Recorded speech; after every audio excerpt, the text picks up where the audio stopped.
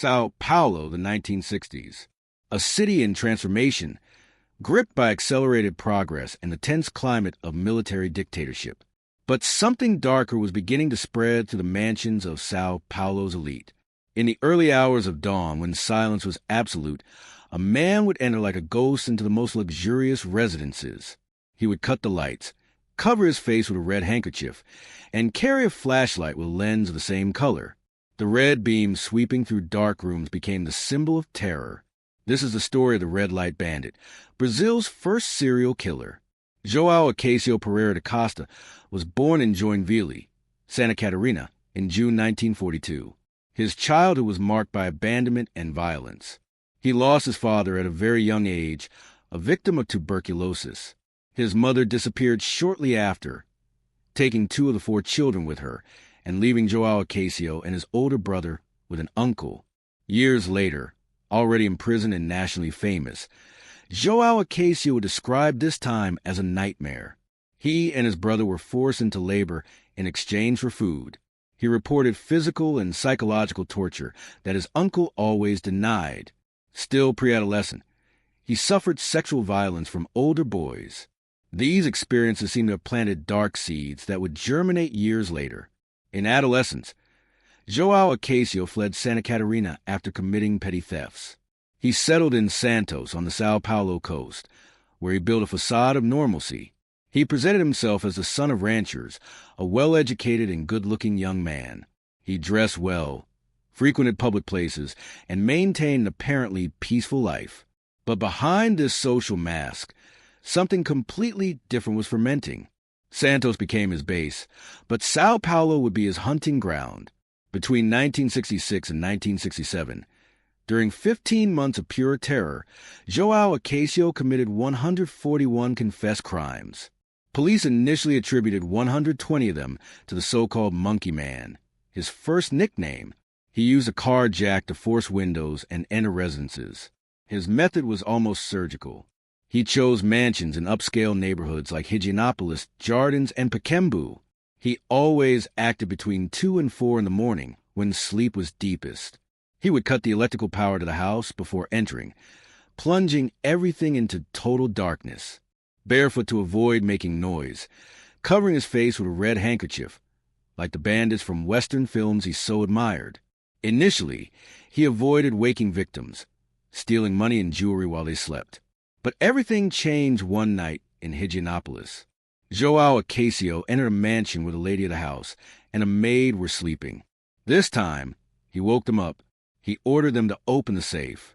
He took the money, the jewelry, and in a theatrical gesture that would become part of his legend, kissed both their hands before leaving. These women were the first to see him in action. They described to police a man carrying a flashlight with a red cap. The press grabbed this detail and exploded. The next day, newspapers called it an American-style robbery, and there was born the name that would enter history, the Red Light Bandit. The nickname was a direct reference to Carol Chessman, an American criminal known as the Red Light Bandit, who was executed in the gas chamber in 1960. João Acácio loved the comparison. He himself said in an interview years later that it was the newspapers that gave him the idea of being the Red Light, and he embraced this identity with fervor. He bought a special red bulb for his flashlight at the old Mappin store. The color red became an obsession. He had an apartment in Santos entirely decorated in red. He wore dark suits with red handkerchiefs, extravagant felt hats, and sometimes wigs to disguise his appearance. He carried a stolen guitar with him, pretending to be a musician. He was vain, narcissistic, and thirsty for attention. The media transformed him into something bigger than reality. The sensationalist newspapers of the time portrayed him as an urban Robin Hood, a charmer who robbed from the rich and spent everything on women and parties in Santos. There were even reports that some victims cooked for him during robberies, seduced by his smooth talk and charm. But this romanticization hid a much darker truth. João Acácio was violent, cruel, and dangerous. The first confirmed homicide happened in October 1966. He killed a student who resisted the robbery. Then came other deaths. A night watchman named José Fortunato was murdered in cold blood. Women who didn't have enough jewelry or money were brutally assaulted. And there were the most serious crimes, those that justice would classify as severe prohibited conduct, acts of violation he committed against dozens of women during the invasions. It's estimated that over 100 victims suffered this type of abuse, although few filed formal complaints out of shame or fear. João Acácio was intelligent and calculating. He fooled police by assuming multiple personas. Besides the Red Light Bandit, there was the arsonist bandit, who set fire to hallways of houses to create panic and wake residents. The masked bandit, specialist in stealing jewelry. The monkey man, who used tools to break into windows. Police were investigating 4 different criminals without knowing they were all the same person. He would commit robberies up to 4 times a week. He would go to Rio de Janeiro by bus and return with stolen cars. He stole 50 vehicles throughout his criminal career. São Paulo society lived in panic. Wealthy families installed bars, alarms, hired private security. But João Acácio always found a way in. He studied the houses, planned every move, knew the schedules of police patrols. For 5 years, São Paulo police were ridiculed. The Red Light Bandit seemed invincible, a ghost who entered and left without leaving traces. Until he made a mistake. During a robbery, João Acácio left his fingerprints on a mansion window. Police finally had something concrete.